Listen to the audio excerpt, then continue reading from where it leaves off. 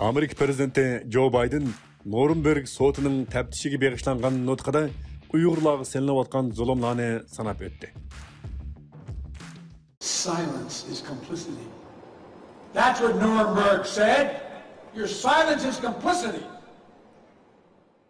Amerika prezidenti Joe Biden sabiq Amerika senatori va 1945-yildagi Nuremberg sotining taftish amaldori Thomas Doddga bag'ishlangan Dodd kishilik huquq markazining ochilish marosimida so'z qilib, natsistlar Germaniyasidan tortib hozirgacha insoniyatga qarshi ishlangan va ishlanayotgan jinoyatlar qatorida Uyg'urlarga selinayotgan zulmlarni sanab o'tdi.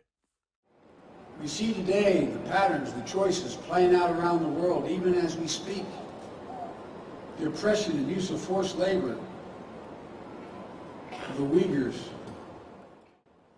15 oktyabr Connecticut Universitetida o'tkazilgan faoliyatda Prezident Biden Thomas Dodd Natsistlar partiyasi amaldorlari va boshqalarning 1940-yillardagi cho'ng qirg'inchilik mezgilida sodir qilgan jinoyatlarni jazoga tortishda ko'rsatgan xizmatlarni ta'rifladi.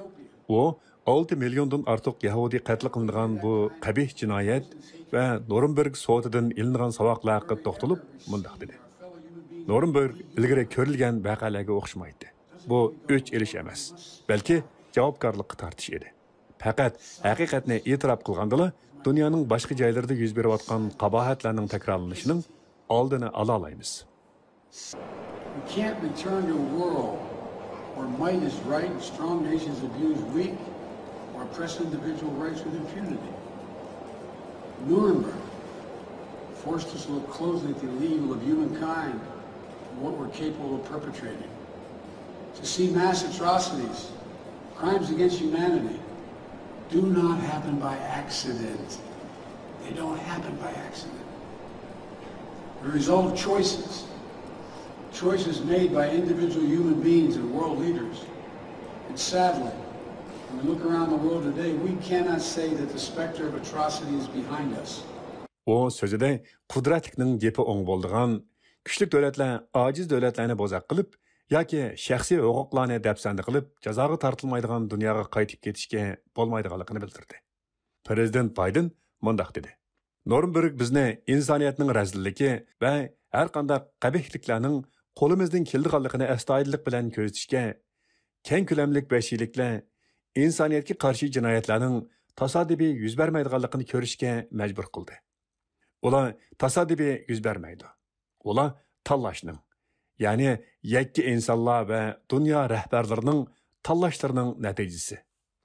Bu nutqi degani dunyoning har qaysi joylarida yuqorqidek vahshiyliklarning arvohlarining yanala insoniyatning beshida cho'rgilab yurganligini bildirganida Uyg'urlarga selinayotgan majburiy emgak qatorliq zulmlar haqida to'xtaldi. We see today the patterns, the choices playing out around the world, even as we speak. The oppression and use of forced labor of the Uyghurs in Xinjiang. Treatment of the Rohingya by the military junta in Burma. The rampant abuses, including the use of starvation and sexual violence to terrorize civilian populations in northern Ethiopia. O mundaq dedi. Biz Şinjandagi Uyg'urlarning bostirilishi, ularning majburiy emgakka selinishi, Burmadagi harbiy hokimiyatning Rohingyaliklarga tutgan muomalasi, Shimoliy Efiopiyadagi fuqarolarni terrorlik vahimasiga selayotgan och qo'yish va jinsiy zo'ravonliklarni o'z ichiga olgan keng ko'lamlik ziyonkashliklarda bundaq andiza va tanlashlarning kunimizda, hatto biz mushu so'zlarni qilayotgan paytlarda dunyoning har qaysi joylarida o'tirib chiqayotganligiga shohid bo'lmoqdamiz. Prezident Biden nutqi jarayonida bu xil jinoyatlarga shirik bo'lib qolmaslik uchun sukut qilmaslik lozimligini bildirdi. O mundaq dedi.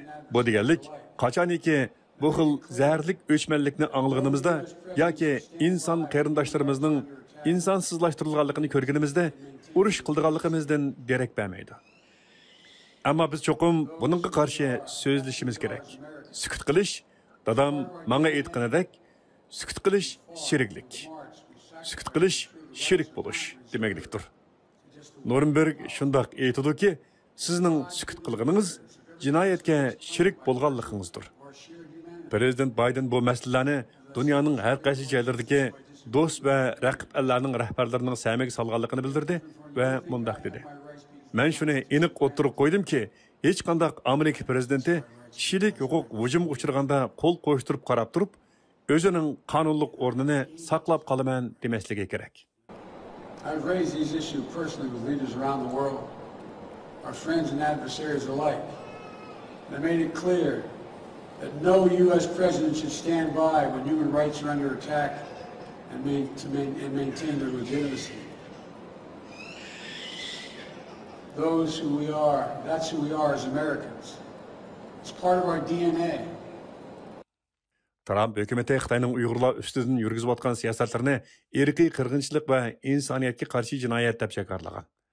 Ular uningdan ilgari Uyg'urlarga qarshi ishlanayotgan jinoyatlarda qo'laba Uyg'ur avtonom rayonining partikom sekretari Chin Chuango qatorliq 4 nafar yuqori darajalik Xitoy amaldoriga jazo e'lon qilgan edi.